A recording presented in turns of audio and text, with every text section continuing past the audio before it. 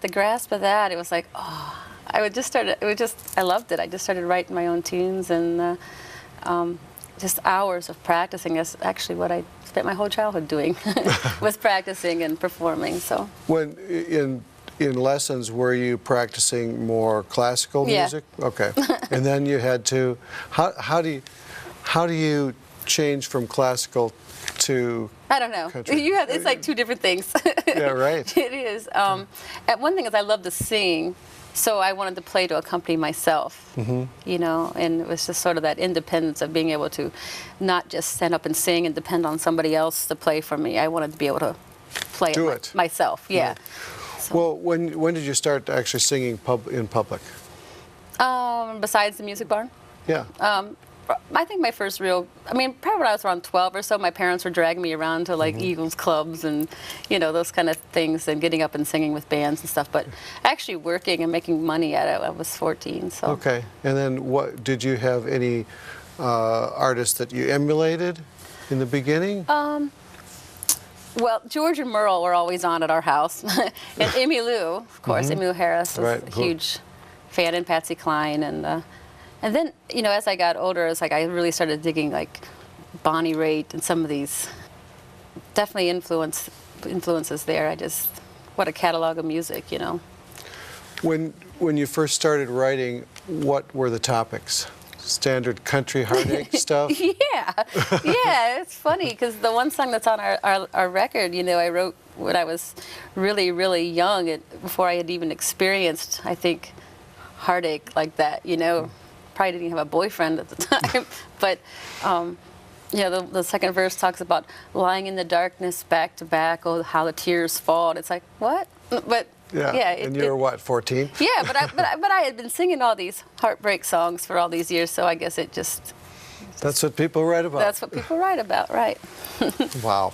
And do the topics change? Have the topics, you know, changed as you've grown older? Yeah, yeah. Our last album, a lot of the songs are about love and relationships and stuff like that, but I do find myself wanting to write more about other things. What else is there, though? Trucks? Dogs? No, I just, you know, the typical top 40 country stuff that, you know, it's almost like a checklist of that. Yeah, I know. Trucks, dogs, beer, red cups, you know. Yeah, and cutoffs. I kind of just, no. None of, no. Yeah, that's exactly right.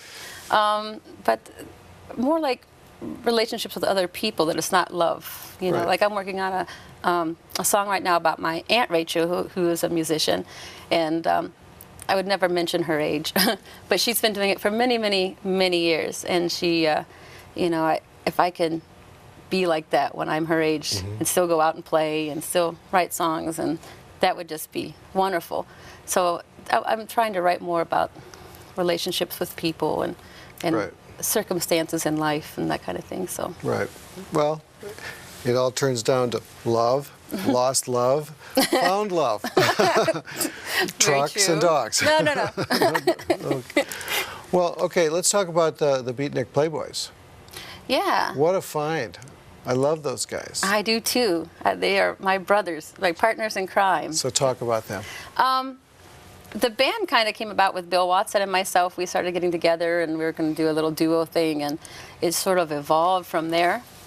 And through Bill, I had also joined a local band called Hillbilly Idol, and which is another great group of musicians. And so we ended up adding Dave Huddleston and Roy King on drums, and it's just a natural fit. You ever play with somebody where the first time you play with them, it's just kind of like, yeah. Yeah, and it was with those guys. Yeah. And it was just natural, and I mean, they'll follow me off a cliff and it'll work, you know, if I just, they listen. Finding musicians that listen to each other and listen to what's going on, and you know, not have the egos where they have to play so many notes. They're completely fine with there being space.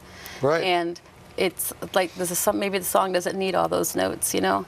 Well, in your performance, it's almost spooky because sometimes there's so much space and you don't often hear space. You often hear somebody plugging it in with a note. Yeah. But let's talk about the song "Peace in the Valley of My Heart," which is, of course, it's one of those country songs. What a title. Yeah. Let me see. What's that one?